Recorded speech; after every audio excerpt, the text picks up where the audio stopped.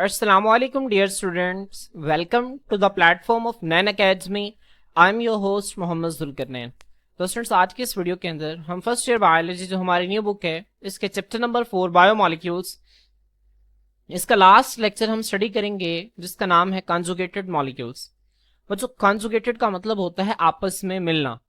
Conjugated molecules बच्चों क्या हैं, आए हम इसकी डेफिनेशन जो है इसको देखते हैं और फिर बच्चों हम इसको एग्जाम्पल से समझते हैं। बच्चों conjugated molecules are formed, conjugated molecule उस वक्त बनते हैं बाय द कॉम्बिनेशन मिलने से ऑफ दो और मोर मॉलिक्यूल्स। बच्चों जब दो या दो से ज्यादा 3-4 मॉलिक्यूल्स जब आपस में मिलेंगे तो उनके मिलने से कॉन्जुगेटेड मॉलिक्यूल्स बनते हैं। बच्चों यहाँ पे डेफिनेशन कंप्लीट नहीं होती, सबसे इंपॉर्टेंट चीज अभी बाकी है। बिलोंगिंग टू डिफरेंट कैटेगरीज, बच्चों वो मॉलिक्यूल्स जो कि आपस में मिलकर कॉन्जुगेटेड मॉलिक्यूल्स को बनाएंगे वो अलग अलग कैटेगरी से बिलोंग करते हो। अलग अलग कैटेगरी से मुराद ये है बच्चों कि एक मॉलिक्यूल जो है वो प्रोटीन हो, दूसरा प्रोटीन से बिलोंग ना करता, दूसरा लिपिड से हो, दूसरा कार्बोहाइड्रेट से हो, दूसरा न्यूक्लिक एसिड से हो सकता है। ठीक है, तो इस तरह अलग अलग कैटेगरी से ताल्लुक रखने वाले जब दो या ज्यादा मॉलिक्यूल आपस में मिलेंगे तो बच्चों वो कॉन्जुगेटेड मॉलिक्यूल्स बनाएंगे। अब बच्चों यहाँ पे सेम कैटेगरी वाले कभी भी कॉन्जुगेटेड मॉलिक्यूल्स नहीं बना सकते। बच्चों इसकी रीजन मैं आपको बताता हूं। फर्ज करें कि आपके पास एक मॉलिक्यूल जो है ये ग्लूकोज है और एक और मॉलिक्यूल है बच्चों आपके पास, दिस इज द फ्रक्टोज।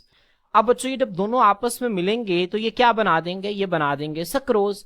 तो अब क्या सक्रोज एक कॉन्जुगेटेड मॉलिक्यूल है?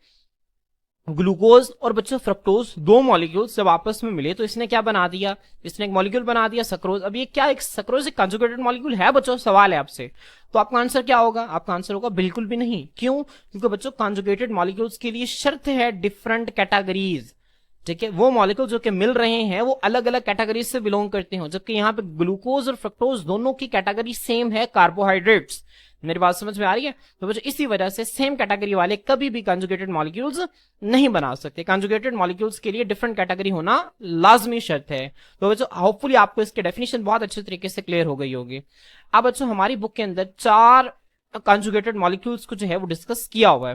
तो वो कहता है कि some important conjugated molecules are as follows, कुछ जो इंपॉर्टेंट कॉन्जुगेटेड मॉलिक्यूल्स हैं वो दर्ज झेल हैं। सबसे पहला बच्चों ग्लाइकोप्रोटीन्स। बच्चों ज़हन में रखे जहां कहीं पे भी लफ्ज ग्लाइको आ जाए ना, ये कार्बोहाइड्रेट को रिप्रेजेंट करता है। किसको रिप्रेजेंट करता है बच्चों? कार्बोहाइड्रेट को रिप्रेजेंट करते हैं। अब बच्चों होता क्या है, जब कार्बोहाइड्रेट और प्रोटीन्स आपस में मिलेंगे तो बच्चों इसके नतीजा में क्या बनते हैं? इसके नतीजे में बनते हैं ग्लाइकोप्रोटीन्स। अब बच्चों कार्बोहाइड्रेट और प्रोटीन, एक कार्बोहाइड्रेट एक अलग मॉलिक्यूल है, एक अलग कैटेगरी से ताल्लुक रखती है, और बच्चों प्रोटीन्स जो है वो अलग कैटेगरी है। अब जब दो डिफरेंट कैटेगरी के मॉलिक्यूल आपस में मिलेंगे तो बच्चों ये क्या बनाएंगे? ये बनाएंगे ग्लाइकोप्रोटीन, और ग्लाइकोप्रोटीन एक कॉन्जुगेटेड मॉलिक्यूल है। अब बच्चों सवाल ये पैदा होता है कि आपस में किस लिंकेज के जरिए मिलेंगे? तो ये आपस में जिस लिंकेज के जरिए मिलेंगे बच्चों इसको हम नाम देते हैं कोवलेंट लिंकेज। किसका नाम देते हैं बच्चों? कोवलेंट लिंकेज का नाम देते हैं। तो आप लोगों ने इसे एमसीक्यू के तौर पर जहन में रखना है कि जब कभी भी कार्बोहाइड्रेट और प्रोटीन्स कोवलेंट लिंकेज के जरिए आपस में मिलेंगे तो ग्लाइकोप्रोटीन्स बनाएंगे। ठीक है, अब बच्चों यहां पे आपने ध्यान रखना है कि कार्बोहाइड्रेट जो है वो एक मॉलिक्यूल नहीं है। ग्लाइकोप्रोटीन्स में आमतौर पे कार्बोहाइड्रेट की ना एक चेन होती है। क्या होती है बच्चों? एक चेन होती है। तो इसी वजह से आप यहाँ पे छोटा सा लिख सकते हैं कि कार्बोहाइड्रेट पॉलीमर जब प्रोटीन्स के साथ मिलेगा तो क्या बनेंगे? ग्लाइकोप्रोटीन्स बनेंगे। तो आपने इस बात को ज़हन में रखना है। अब बच्चों दूसरा देखें ग्लाइकोलिपिड्स। अब बच्चों ग्लाइको मैंने आपको बताया कि किसको रिप्रेजेंट करता है बच्चों? कार्बोहाइड्रेट को रिप्रेजेंट करता है। और बच्चों लिपिड्स एक अलग से ग्रुप है। तो बच्चों जब कार्बोहाइड्रेट और लिपिड्स आपस में मिलेंगे तो ये क्या बनाएंगे बच्चों? ये ग्लाइकोलिपिड्स बनाएंगे। अब कार्बोहाइड्रेट और लिपिड्स आपस में किस तरह से मिलेंगे बच्चों? ये भी कोवलेंट लिंकेज के जरिए मिलेंगे। ये दोनों भी कोवलेंट लिंकेज के जरिए मिल रहे थे और ये दोनों भी कोवलेंट लिंकेज के जरिए मिलेंगे। क्लियर? उसके बाद बच्चों यहां पे कार्बोहाइड्रेट पॉलीमर आपने नहीं लिखना, क्योंकि ग्लाइकोलिपिड्स के अंदर आमतौर पे ज्यादा लंबी ग्लूकोज की चेन्स मौजूद नहीं होती है, ज्यादा लंबी कार्बोहाइड्रेट्स की चेन मौजूद नहीं होती। आमतौर पे कुछ मॉलिक्यूल्स होते हैं कार्बोहाइड्रेट के। तो इसी वजह से जब आप ग्लाइकोप्रोटीन्स का जिक्र करेंगे तो हम लिखेंगे कि जब कार्बोहाइड्रेट पॉलीमर प्रोटीन्स के साथ कोवलेंट लिंकेज के जरिए मिलेगा तो वो ग्लाइकोप्रोटीन बनाएगा। लेकिन ग्लाइकोलिपिड का जिक्र करते वक्त हम कभी भी कार्बोहाइड्रेट पॉलीमर का लफ्ज इस्तेमाल नहीं करेंगे। तो आप लोगों ने इस पॉइंट को जहन में रखना है। क्लियर? और बच्चे ये दोनों आपस में यहाँ पे कार्बोहाइड्रेट और प्रोटीन्स और यहाँ पे कार्बोहाइड्रेट और लिपिड्स आपस में कोवलेंट लिंकेज के जरिए जुड़ते हैं, ठीक है। अब बच्चों थर्ड एग्जांपल देखें, थर्ड एग्जांपल में है लिपोप्रोटीन्स। अब बच्चों लिपो जो है वो लिपिड्स को रिप्रेजेंट करता है।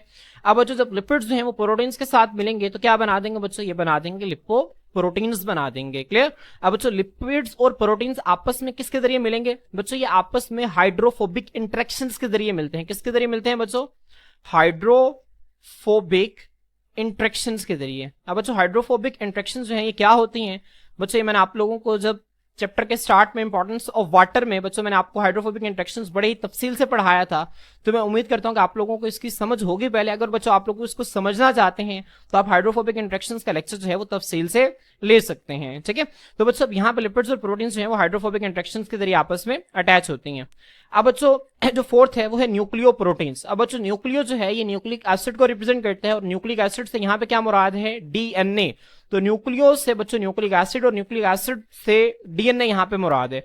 तो न्यूक्लियो प्रोटीन्स बच्चों ऐसे कंजुगेटेड मॉलिक्यूल्स हैं जो कि डीएनए और प्रोटीन्स के आपस में मिलने से बनते हैं, ठीक है। अब बच्चों यहाँ पे डीएनए और प्रोटीन्स किसके जरिए अटैच होंगे बच्चों, आयोनिक बॉन्ड्स के जरिए। किसके जरिए बच्चों, आयोनिक बॉन्ड्स के जरिए। तो बच्चों यहाँ पे इनके लिंकेज के हवाले से आप लोगों से मोस्ट इंपॉर्टेंट एमसीक्यूज जो हैं वो पूछे जा सकते हैं, ठीक है। तो आप लोगों ने इन लिंकेज के नाम अच्छी तरह से याद रखते हैं कि ग्लाइकोप्रोटीन और ग्लाइकोलिपिड्स के अंदर कोवलेंट लिंकेज मौजूद होता है, जबकि बच्चों जो लिपोप्रोटीन्स हैं इनके अंदर हाइड्रोफोबिक इंटरेक्शंस मौजूद होती हैं, जबकि बच्चों जो यहाँ पे न्यूक्लियो प्रोटीन्स हैं इनमें आयोनिक बॉन्ड्स मौजूद होते हैं। बच्चों आए हम इनको एक एक करके तफसील से देखते हैं।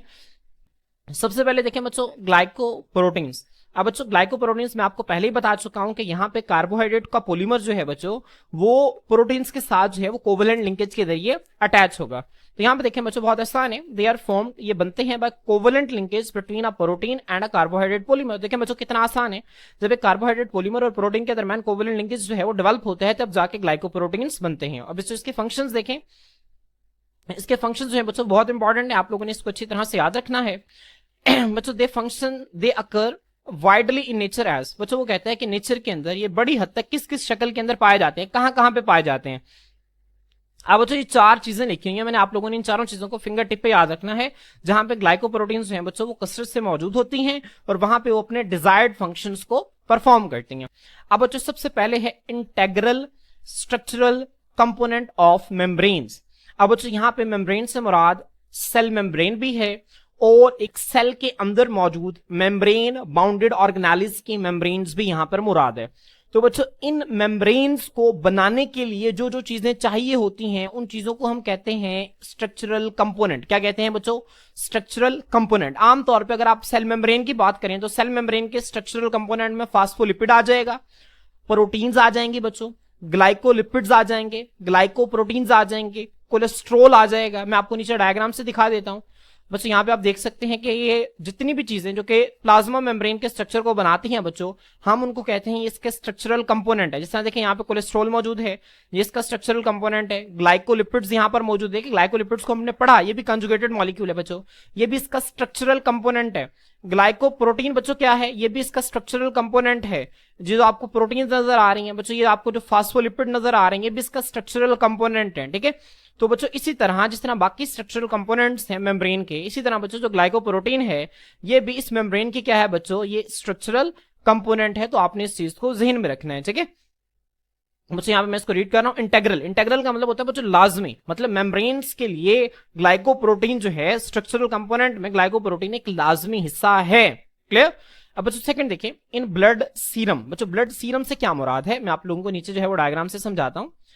बच्चों हमारे खून के ना आमतौर पे दो हिस्से, हम खून को दो हिस्सों में डिवाइड करते हैं। एक को बच्चों हम नाम देते हैं ब्लड सेल्स, किसका नाम देते हैं बच्चों, ब्लड सेल्स का नाम देते हैं, और दूसरे को बच्चों हम नाम देते हैं प्लाज्मा का, ठीक है।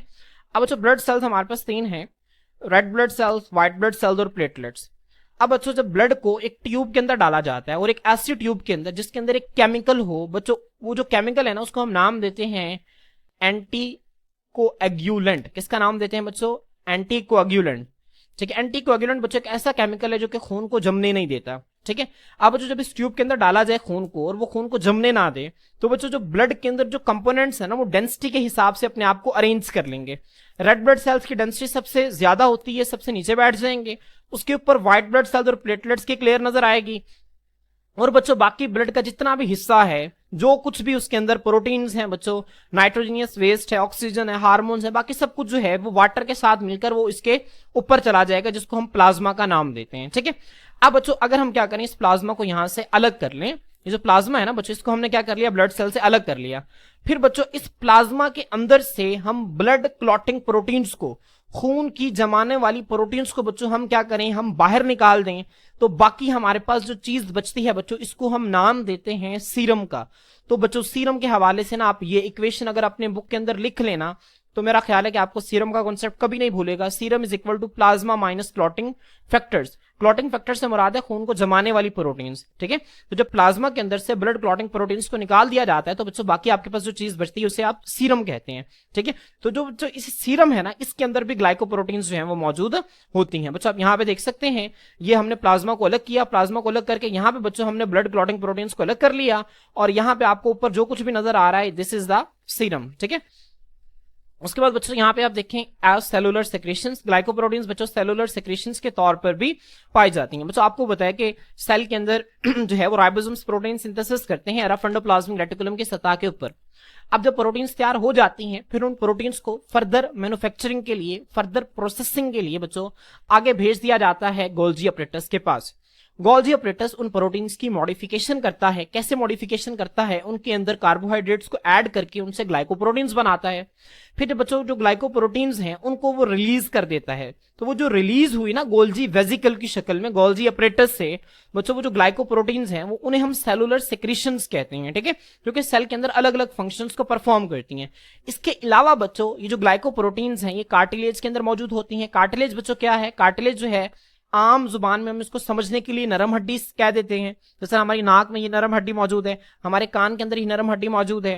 ठीक है, हमारी सांस की नाली के अंदर ये नरम हड्डी मौजूद है, इसे कार्टिलेज कहते हैं। ठीक है, वैसे बच्चों कार्टिलेज क्या अगर आपसे पूछा जाए तो आपने बताना है कि कार्टिलेज जो है ये कनेक्टिव टिश्यू है जो कि हड्डी से कम मजबूत होता है। ठीक है, cartilage is a type of connective tissue that is less harder than bone, जो कि हड्डी से कम मजबूत होता है। इसके बाद बच्चों आईज, हमारी आईज की जो आपको व्हाइट पोर्शन नजर आता है ना, इस व्हाइट पोर्शन को बच्चों हम नाम देते हैं सक्लेरा का।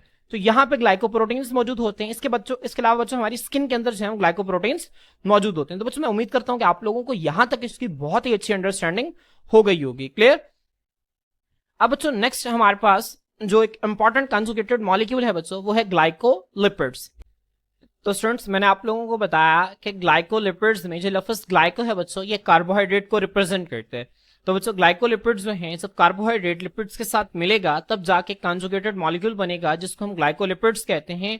और यहाँ पे कार्बोहाइड्रेट लिपिड्स के साथ किस लिंकेज के जरिए अटैच होते हैं बच्चों, कोवलेंट लिंकेज के जरिए अटैच होते हैं। तो आपने इस बात को ज़हन में रखना है, यहाँ पे आपने कार्बोहाइड्रेट पॉलीमर का लफ्ज इस्तेमाल नहीं करना। ठीक है, तो they are formed by covalent linkage between a lipid and a carbohydrate. जबकि अगर आप ग्लाइकोप्रोटीन्स को याद करें तो वहां पे यहाँ पे कार्बोहाइड्रेट पॉलीमर लिखा हुआ था। ठीक है, अब बच्चों इसका फंक्शन जो है ये वही है जो ग्लाइकोप्रोटीन का हमने पहला पॉइंट स्टडी किया था कि they are an integral structural component of membranes. बच्चों जो प्लाज्मा मेम्ब्रेन है और प्लाज्मा मेम्ब्रेन के अंदर जो ऑर्गेनालिज मौजूद होती हैं सेल के अंदर बच्चों, उन मेम्ब्रेन बाउंडेड ऑर्गेनालिज की जो मेम्ब्रेन्स है बच्चों, उनमें भी ग्लाइकोप्रोटीन्स और ग्लाइकोलिपिड्स दोनों ही बच्चों उनके जो स्ट्रक्चरल कंपोनेंट्स हैं उनका एक लाजमी हिस्सा है, उनका एक इंटेग्रल पार्ट है। ठीक है, तो बच्चों ये बात मैं आपको पहले भी बता चुका हूं, मैं आपको दोबारा यहाँ डायग्राम से नीचे दिखा देता हूं।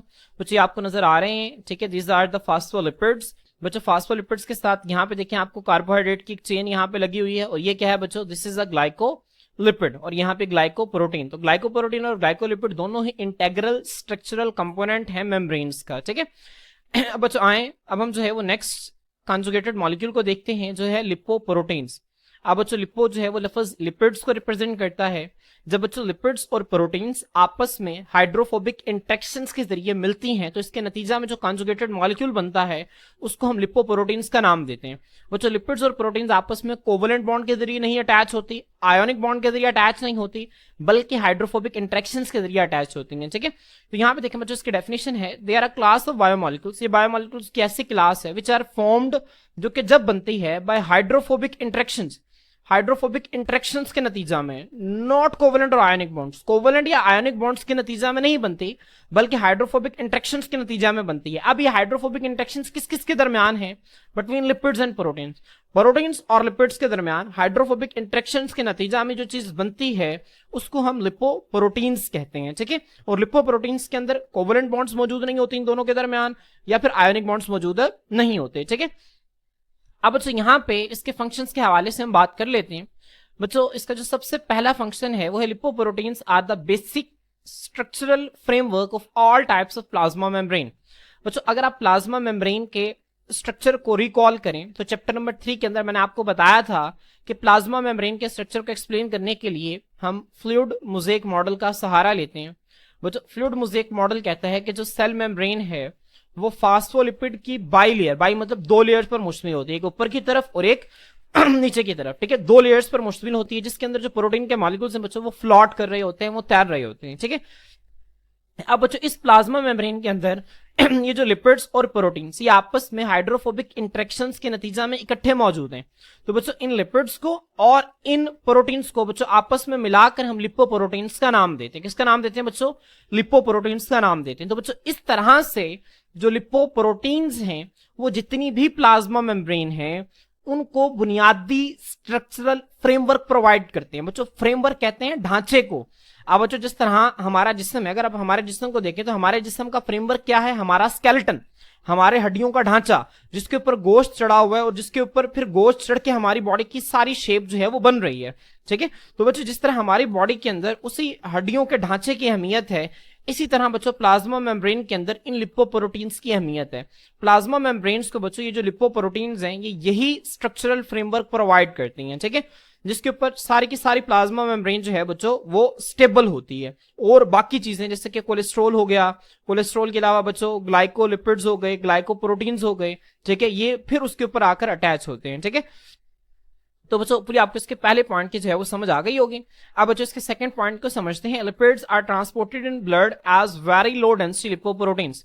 जो लिपिड्स हैं बच्चों इनको बॉडी के अंदर वेरी लो डेंसिटी लिपोप्रोटीन्स की शक्ल में ट्रांसपोर्ट किया जाता है। अब बच्चों वेरी लो डेंसिटी लिपोप्रोटीन्स को हम VLDL कहते हैं। क्या कहते हैं बच्चों? VLDL। अब बच्चों मैं इसको आपको थोड़ा सा एक्सप्लेन कर देता हूं। तो स्टूडेंट्स आप अपनी स्क्रीन के ऊपर जो है एक फ्लो चार्ट देख सकते हैं। आप लोग कोशिश करें कि अपने रजिस्टर्स के ऊपर इसको ड्रॉ कर लें। आप लोगों के लिए जो है वो बहुत ही हेल्पफुल रहेगा और बहुत सारे कॉन्सेप्ट्स आप लोगों के इससे क्लियर हो जाएंगे। बच्चों लिपोप्रोटीन्स जो है वो हमारे पास 3 तरह के होते हैं। एक को हम नाम देते हैं वेरी लो डेंसिटी लिपोप्रोटीन्स, एक को हम नाम देते हैं लो डेंसिटी लिपोप्रोटीन और एक को हम नाम देते हैं हाई डेंसिटी लिपोप्रोटीन्स का, ठीक है। अब बच्चों वेरी लो डेंसिटी लिपोप्रोटीन्स का मतलब समझें आप। बच्चों लिपोप्रोटीन्स के अंदर 2 चीजें हैं, एक है लिपिड्स और एक है प्रोटीन्स। अब बच्चों प्रोटीन्स की निस्बत जो लिपिड्स की डेंसिटी जो है वो कम होती है। इसको आप इस तरह से याद रखें कि आप जब ऑयल को पानी के ऊपर डालते हैं तो पानी के ऊपर वो तैरता रहता है, उसकी डेंसिटी कम होती है, ठीक है। तो आप इसको इस तरह से याद रखें कि लिपोप्रोटीन्स के अंदर लिपिड्स की जो डेंसिटी है वो प्रोटीन्स की निस्बत कम होती है। तो बच्चों वेरी लो डेंसिटी लिपोप्रोटीन का क्या मतलब है? एक ऐसा लिपोप्रोटीन है जिसकी डेंसिटी बहुत ज्यादा कम है। अब बच्चों इसकी डेंसिटी बहुत ज्यादा कम होने से मुराद ये है कि इसके अंदर प्रोटीन जो है वो कम है और लिपिड ज्यादा हैं, क्योंकि लिपिड जब ज्यादा हैं तो इस लिपिड ज्यादा होने की वजह से ही तो इसकी डेंसिटी बहुत ज्यादा कम है। मेरी बात समझ में आ रही है? अब बच्चों उसके बाद देखिए LDL लो डेंसिटी लिपोप्रोटीन्स। बच्चों ये ऐसे लिपोप्रोटीन्स हैं जिसके अंदर लिपिड जो हैं वो मौजूद तो हैं लेकिन VLDL से कम है, ठीक है। VLDL से क्या है? कम है, ठीक है, जिसकी वजह से इसकी डेंसिटी जो है वो कम तो है लेकिन इतनी कम नहीं है जितनी VLDL की है। क्लियर? उसके बाद बच्चों जो HDL है हाई डेंसिटी लिपोप्रोटीन्स, इसके अंदर बच्चों जो लिपिड्स हैं वो बहुत ही कम क्वांटिटी के अंदर मौजूद होते हैं जबकि प्रोटीन्स जो हैं वो ज्यादा मौजूद होती हैं। इसी वजह से हम इसको नाम देते हैं हाई डेंसिटी लिपोप्रोटीन्स का। तो बच्चों होपफुली आपको इसका कॉन्सेप्ट क्लियर हो गया होगा। अब बच्चों होता क्या है, यहाँ पे जो सबसे इंपॉर्टेंट रोल जो है बच्चों वो प्ले करता है वो है लिवर, जिगर। अब बच्चों जिगर से क्या होता है? लिवर से एक लिवर जो है ना बच्चों बॉडी के अंदर फैट्स की ट्रांसपोर्ट करता है। बच्चों ट्रांसपोर्ट कैसे करता है? लिवर से बच्चों एक थैली निकलती है लिपोप्रोटीन की जिसको हम नाम देते हैं VLDL very low density lipoprotein. अब बच्चों इस थैली के अंदर जो है यहाँ पे ट्राइग्लाइसराइड्स होते हैं। ट्राइग्लाइसराइड्स आप समझते हैं ना, ठीक है, ट्राइएसाइल ग्लाइसरोल मैंने आपको लिपिड्स के अंदर पढ़ाया था। उसके बाद बच्चों इसके अंदर कोलेस्ट्रॉल के मॉलिक्यूल्स होते हैं जो कि बच्चों ये हमारी बॉडी के अंदर मौजूद जो सेल्स हैं जिसमें मसल सेल्स आ जाते हैं और बाकी के सेल्स जिनको उन लिपिड्स की जरूरत होती है बच्चों उन तक वो ट्रांसपोर्ट करता है। कौन ट्रांसपोर्ट करता है? VLDL। मेरी बात समझ में आ रही है? कौन ट्रांसपोर्ट करता है बच्चों? VLDL। इसके अंदर ट्राइग्लाइसराइड्स भी मौजूद होते हैं और बच्चों कोलेस्ट्रॉल भी मौजूद होता है। ये इन दोनों को क्या करता है? ट्रांसपोर्ट करता है। अब बच्चों होता क्या है कि जब ये सेल्स तक जाता है तो सेल्स ट्राइग्लाइसराइड्स को तो ले लेते हैं, ठीक है। अब कोलेस्ट्रॉल जो है वो तमाम सेल्स को नहीं चाहिए होता, या कुछ सेल्स को चाहिए भी होता है तो वो कम क्वांटिटी के अंदर चाहिए होता है, तो कुछ कोलेस्ट्रॉल को वो ले लेते हैं और ज्यादातर कोलेस्ट्रॉल को वो नहीं लेते। तो बच्चों VLDL जो है जब इसमें से ट्राइग्लाइसराइड्स निकल जाते हैं, जब सेल्स ट्राइग्लाइसराइड्स को ले लेते हैं, ठीक है, तो बाकी इसमें से बच्चों क्या बच जाता है? बाकी इसमें सिर्फ कोलेस्ट्रॉल बच जाता है, ठीक है। अब इसका मतलब यह है कि इसके अंदर लिपिड्स जो थे वो पहले से कम हो गए। लिपिड्स अभी ज्यादा तो हैं प्रोटीन की निस्बत, लेकिन पहले से कम हो गए। इसी वजह से ये VLDL से क्या बन जाता है? LDL बन जाता है, लो डेंसिटी लिपोप्रोटीन्स बन जाते हैं। अब बच्चों जो LDL है इसके अंदर सिर्फ और सिर्फ कोलेस्ट्रॉल मौजूद होता है। अब बच्चों इस LDL को हम बैड कोलेस्ट्रॉल कहते हैं, क्योंकि बच्चों ये कोलेस्ट्रॉल को लेके फिर तो रहा होता है, एक थैली होती है जो कि कोलेस्ट्रॉल को लेके फिर रही होती है इधर उधर। अब बच्चों ये जो कोलेस्ट्रॉल है ये सेल्स ले नहीं रहे होते, क्योंकि सेल्स के पास कोलेस्ट्रॉल पहले से मौजूद है। तो इसका नुकसान ये होता है ये खून की नालियों के अंदर कोलेस्ट्रॉल को फेंक देती है। जब खून की नालियों के अंदर कोलेस्ट्रॉल जमा हो जाएगा बच्चों, तो खून की नालियों के अंदर क्या हो जाएगी? कोलेस्ट्रॉल की डेपोजिशन की वजह से ब्लॉकेज हो जाएगी। खून की ब्लॉकेज के नतीजा में बच्चों बहुत सविर किस्म के आपको डिसऑर्डर्स हो सकते हैं, डिजीजेस हो सकती हैं, बीमारियां हो सकती हैं, ठीक है। तो इस वजह से हम इसको बैड कोलेस्ट्रॉल कहते हैं। LDL जो है लो डेंसिटी लिपोप्रोटीन जो है बच्चों ये बुरा कोलेस्ट्रॉल है। इसको कॉन्सेप्ट मैंने आपको जब चैप्टर नंबर 3 के अंदर LDL बच्चों LDL का कॉन्सेप्ट मैंने आपको चैप्टर नंबर 3 के अंदर दिया था, जब मैंने आपको रिसेप्टर मेडिएटेड एंडोसाइटोसिस का एक डब्बा पढ़ाया था, एक बॉक्स पढ़ाया था, वहां पे भी मैंने आपको इसका कॉन्सेप्ट जो था वो दिया था। उसके बाद बच्चों एक लिपोप्रोटीन होता है HDL, हम इसको नाम देते हैं गुड कोलेस्ट्रॉल का। इसके अंदर बच्चों लिपिड्स जो हैं वो कम होते हैं, प्रोटीन ज्यादा होते हैं। इसका काम ये होता है कि इसने बॉडी के अंदर इसको जहां कहीं पे भी एक्स्ट्रा कोलेस्ट्रॉल नजर आ गया, खून की नालियों के अंदर एक्स्ट्रा कोलेस्ट्रॉल पड़ा हुआ है, ये उसको कलेक्ट कर लेता है, पकड़ लेता है, ठीक है, और खून की नालियों को साफ करता है, जिसकी वजह से हमें बीमारियां क्या होती हैं बच्चों? कम होती हैं। बच्चों आमतौर पे कॉन्सेप्ट ये है कि कोलेस्ट्रॉल जो है उससे ब्लड प्रेशर बढ़ जाता है, कोलेस्ट्रॉल से ब्लड प्रेशर बढ़ जाता है। अब बच्चों वो ये वाला कोलेस्ट्रॉल है जिससे खाने से ब्लड प्रेशर बढ़ जाता है। आप HDL लें, आपको इससे कोई नुकसान नहीं होगा, बल्कि आपके जिस्म के लिए उल्टा ये क्या है? ये फायदेमंद है। मेरी बात समझ में आ रही है? तो बच्चों कोलेस्ट्रॉल की बजाय अब आपने ये लफ्ज इस्तेमाल करना है कि LDL बॉडी के लिए नुकसानदेह है, बैड कोलेस्ट्रॉल इसे हम कहते हैं, ठीक है। तो आपने इस पॉइंट को जहन में रखना है। बच्चों आए अब हम इसको जो है वो रीड कर लेते हैं बुक से।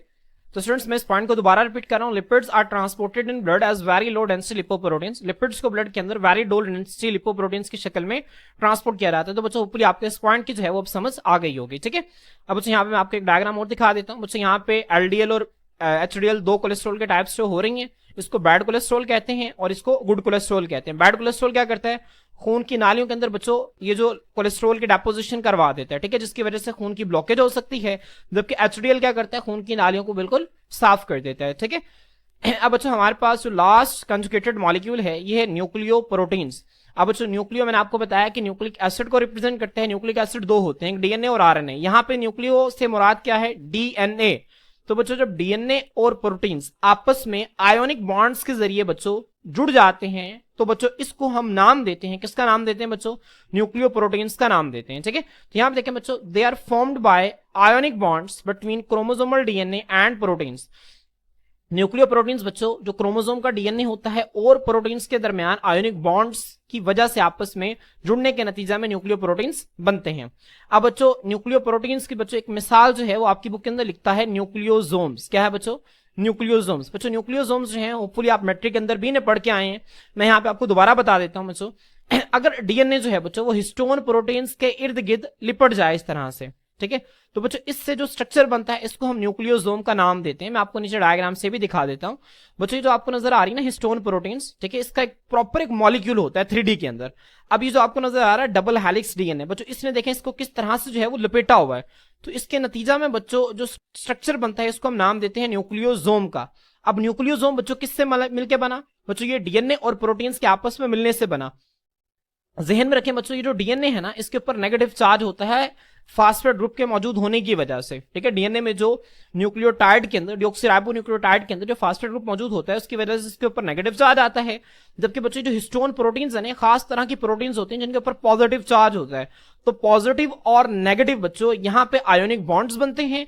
DNA और प्रोटीन्स के दरमियान आयोनिक बॉन्ड्स के नतीजा में न्यूक्लियो प्रोटीन्स बनती है। तो न्यूक्लियोसोम असल में बच्चों क्या है?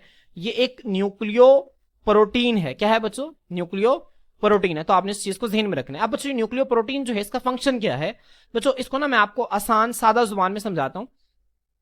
बच्चों अगर आप एक ह्यूमन सेल की बात करें, एक इंसानी सेल के अंदर बच्चों न्यूक्लियस के अंदर 46 क्रोमोसोम्स होते हैं।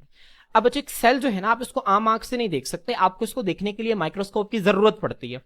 अब बच्चों इसके अंदर जो क्रोमोसोम है बच्चों, वो क्या है, वो डीएनए जो है वो इंतहाई टाइटली पैक शक्ल के अंदर अरेंज होके इस शक्ल के अंदर आता है, जिसे हम क्रोमोसोम कहते हैं। अब बच्चों अगर आप क्या करें, इस डीएनए को जो है अनरैप करना शुरू कर दें, खोलना शुरू कर दें, और बच्चों जब आप एक सेल के 46 क्रोमोसोम के डीएनए को खोलते खोलते एक दूसरे के साथ जोड़ते चले जाएंगे, तो बच्चों आपके पास तकरीबन 2 मीटर, कितना बच्चों, 2 मीटर लंबा आपके पास एक धागानुमा स्ट्रक्चर आ जाएगा।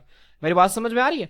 अब बच्चों इतना लंबे स्ट्रक्चर को इतने अच्छे तरीके से पैक करना कि वो बहुत ही छोटी जगह न्यूक्लियस के अंदर आ जाए, बच्चों हाउ इज इट पॉसिबल?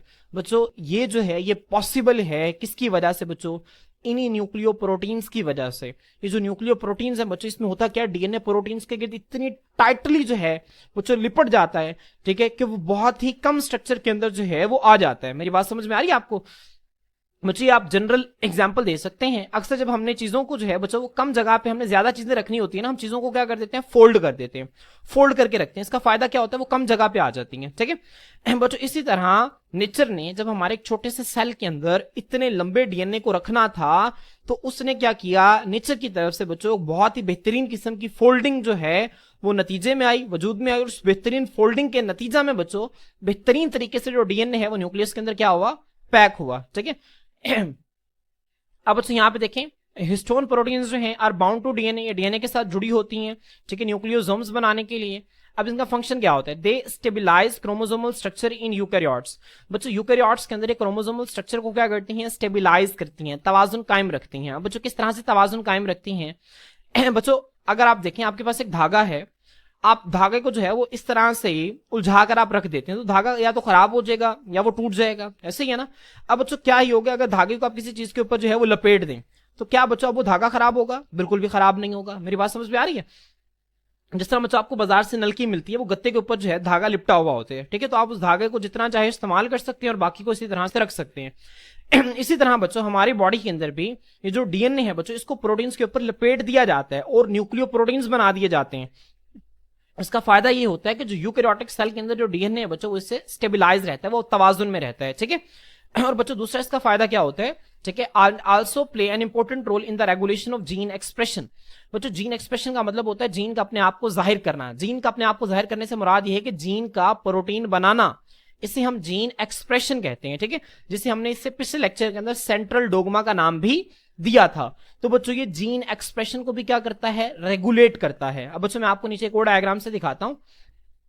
बच्चों चैप्टर नंबर 3 के अंदर जब मैंने आपको न्यूक्लियस के अंदर क्रोमाटिन एंड क्रोमोसोम्स वाला टॉपिक पढ़ाया था, आप बुक में देख भी सकते हैं, बच्चों वहां पे एक बॉक्स के अंदर हेट्रोक्रोमाटिन और यूक्रोमाटिन का बच्चों फर्क लिखा हुआ था, मैंने आप लोगों को वहां पे दिखाया था, आप लोग इसे दोबारा से याद कर लें।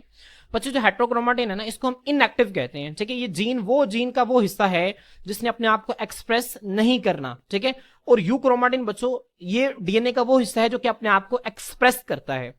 अब बच्चों जहां पे डीएनए ने अपने आप को एक्सप्रेस नहीं करना, वहां पे ये जो न्यूक्लियो प्रोटीन्स हैं एक दूसरे के बिल्कुल करीब आ जाती हैं और टाइटली पैक हो जाती हैं, जिसकी वजह से हम कहते हैं कि वहां पर जो जीन है ना बच्चों, ये ऑफ हो गई है। जीन ऑफ होने से मुराद ये है कि यहाँ पे न्यूक्लियो प्रोटीन्स इतने टाइटली पैक हैं कि यहां पर जो डीएनए मौजूद है, आप उससे आरएनए जो है वो नहीं बना सकते। मेरी बात समझ में आ रही है? और जहां पे बच्चों डीएनए को एक्सप्रेस करवाना होता है, तो वहां पे न्यूक्लियो प्रोटीन्स एक दूसरे से दूर दूर मौजूद होते हैं, और वहां पे बड़े आराम से डीएनए से जो है बच्चों वो क्या बन जाता है, वो आरएनए बन जाता है, ठीक है। तो बच्चों इस तरह से जो न्यूक्लियो प्रोटीन्स हैं बच्चों, ये क्या करती हैं, जीन एक्सप्रेशन को क्या करती हैं, कंट्रोल करती हैं। तो बच्चों होपफुली आपको ये जो समझ आ गया होगा। बच्चों इंशाल्लाह नेक्स्ट लेक्चर के अंदर हम इस चैप्टर की एक्सरसाइज के साथ आपकी खिदमत में हाजिर होते हैं। आज के लिए इतना ही, अल्लाह हाफिज।